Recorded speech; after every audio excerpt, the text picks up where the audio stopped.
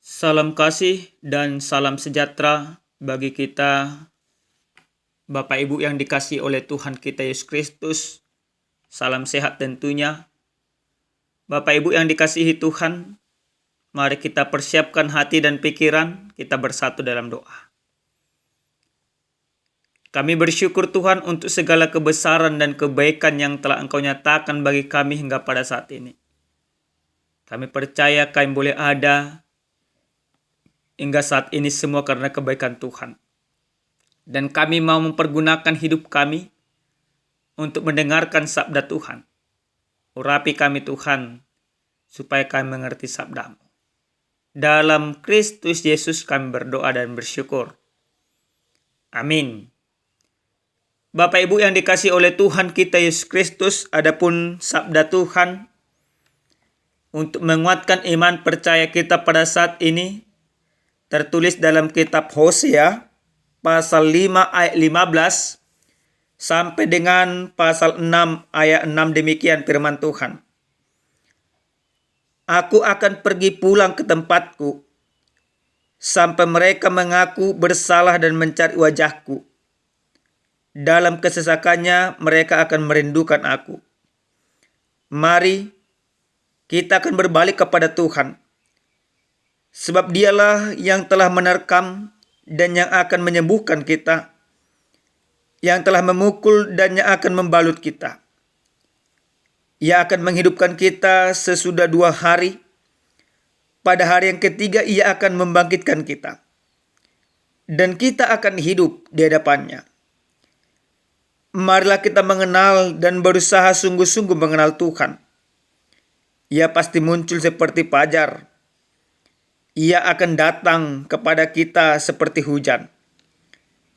Seperti hujan pada akhir musim yang mengairi bumi. Apakah yang akan kulakukan kepadamu, hai Efraim? Apakah yang akan kulakukan kepadamu, hai Yehuda? Kasih setiamu seperti kabut pagi, dan seperti embun yang hilang pagi-pagi benar. Sebab itu aku telah meremukkan mereka dengan perantaraan nabi-nabi. Aku telah membunuh mereka dengan perkataan mulutku, dan hukumku keluar seperti terang.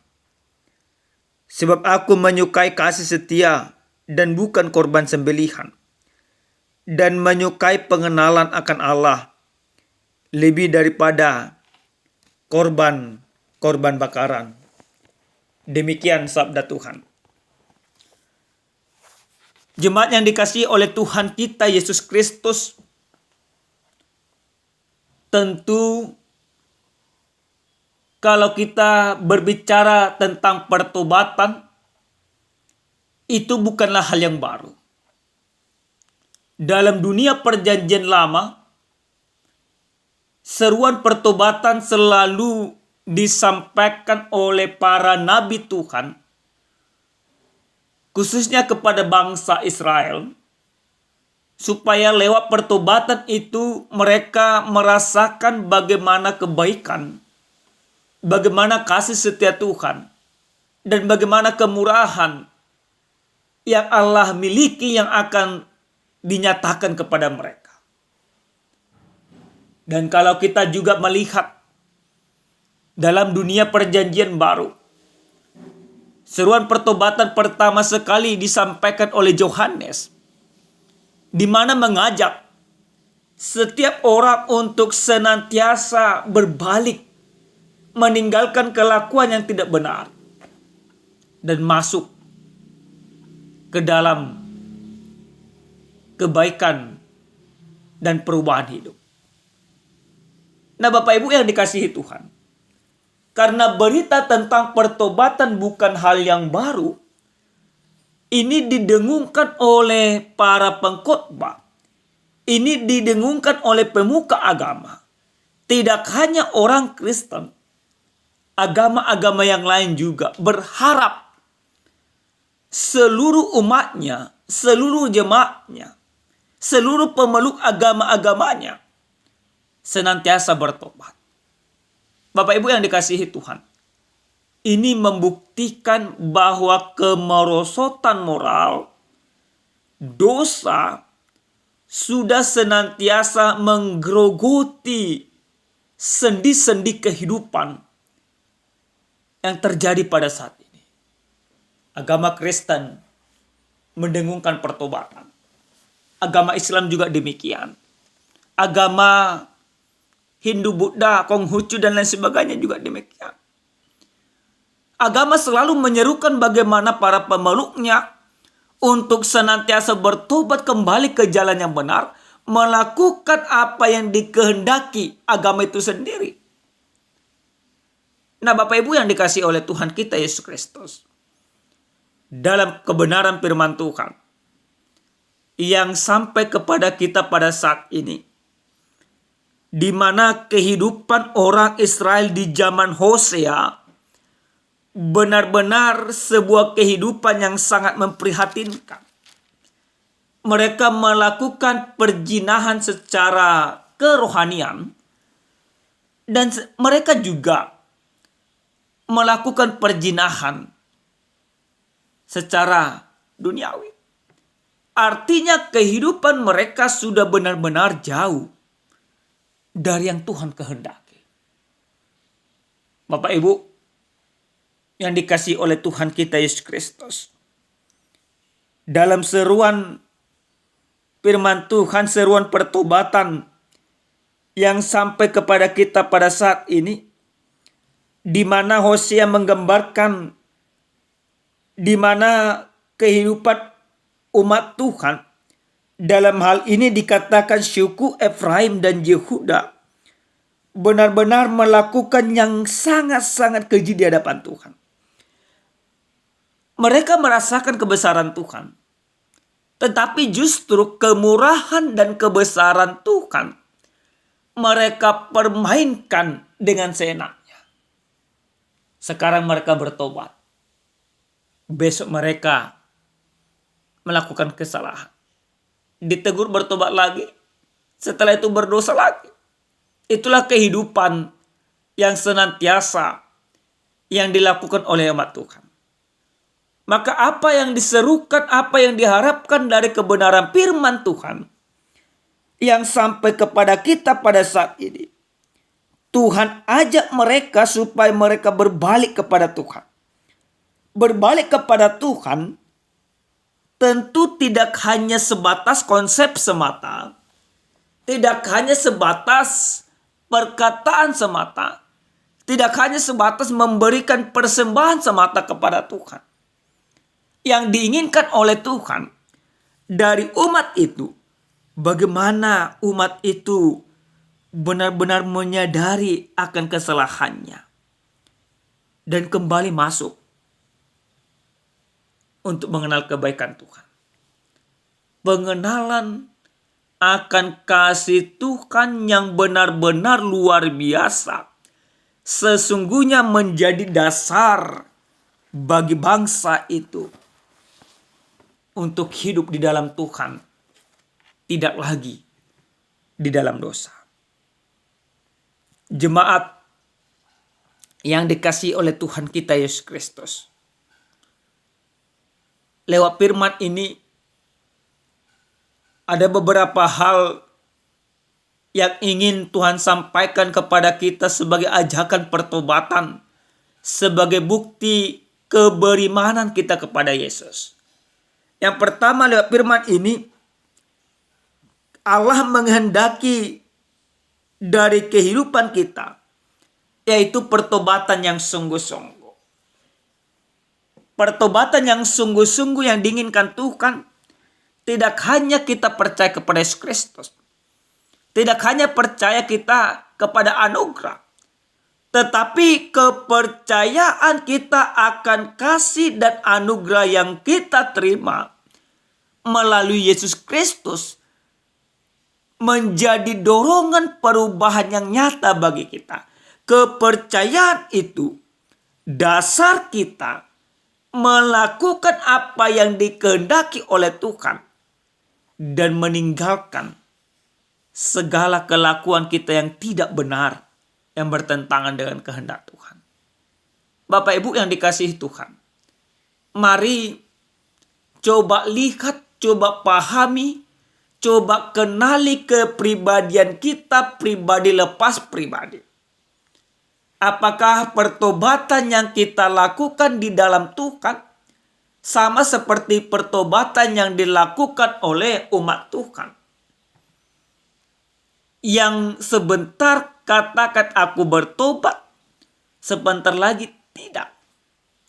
Kalau memang kehidupan kita, iman kita hanya menunjukkan pertobatan yang semu, maka ini saatnya bagi kita melakukan pertobatan yang sejati, yang diinginkan Tuhan. Bagaimana setiap orang yang percaya itu benar-benar hidup dalam kehendak Tuhan. Yang kedua, Bapak Ibu yang dikasihi oleh Tuhan kita Yesus Kristus, dari firman ini kita mau diajak kembali, yaitu sebagai orang yang percaya, yang sudah bertobat kepada Kristus, maka kita harus menunjukkan iman kita itu sebagai dasar kita untuk bertindak. Dalam ayat yang ke-6 dalam perikop kita ini jelas dikatakan, sebab aku menyukai kasih setia dan bukan korban sembelihan, menyukai pengenalan akan Allah lebih daripada korban-korban bakaran. Yang diinginkan oleh Tuhan dari kita Bapak Ibu, selaku orang yang sudah bertobat, maka ada kepraktisan hidup di tengah-tengah rumah tangga.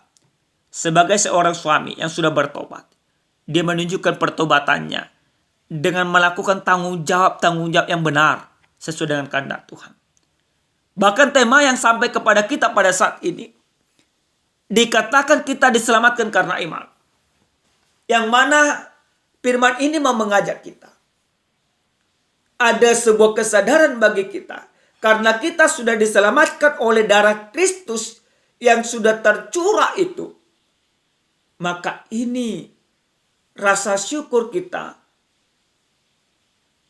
Dan kita aplikasikan rasa syukur itu dalam sebuah tindakan yang benar-benar real, yang melakukan kehendak Tuhan.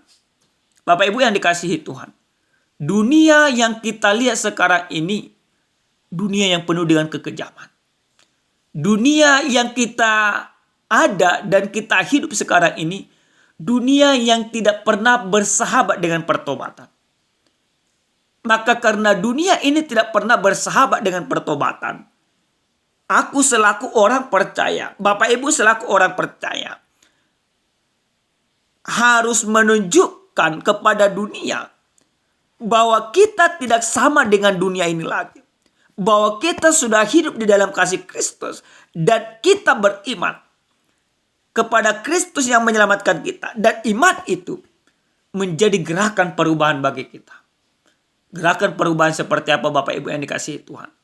Gerakan perubahan yang menunjukkan kasih Tuhan. Bapak Ibu yang dikasihi Tuhan, yang terakhir sekali firman ini kita mau tutup dengan sebuah cerita real. Ada seorang suami yang hampir setiap tahun dia melakukan perselingkuhan dengan perempuan lain, berselingkuh dari istrinya.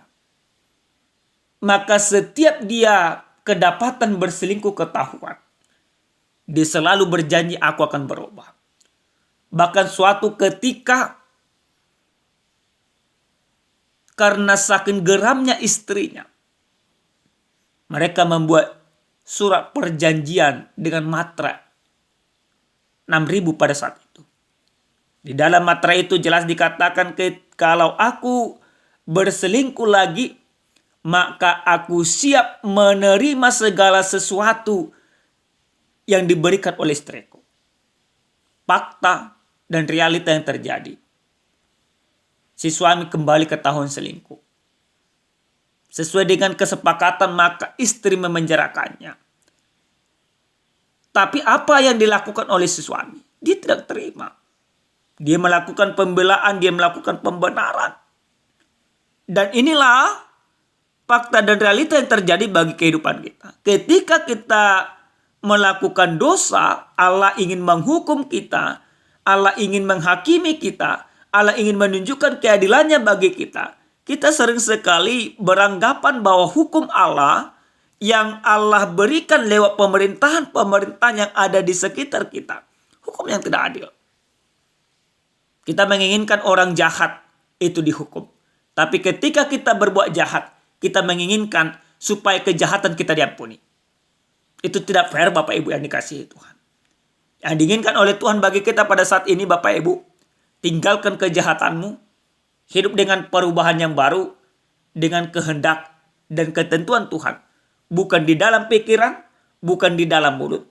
Tetapi di dalam pikiran dan di dalam mulut, dan itu diaplikasikan dengan tindakan yang nyata. Amin. Kita berdoa. Terima kasih Tuhan, kami bersyukur untuk kebaikan yang telah Tuhan nyatakan bagi kami pada saat ini. Benar ya Tuhan, bahwa kehidupan kami sering sekali menunjukkan kehidupan yang tidak benar. Maka pada saat ini kami mohon ampun Tuhan atas dosa dan pelanggaran kami. Ajar kami Tuhan untuk memulai kehidupan kami sesuai dengan kehendak dan ketentuan Tuhan. Sehingga hidup kami berkenan di hadapan Tuhan. Dan kami menjadi berkat bagi sekitar kami. Dalam nama Yesus kami berdoa. Amin. Salam sehat Bapak Ibu. Salam sejahtera, Tuhan memberkati.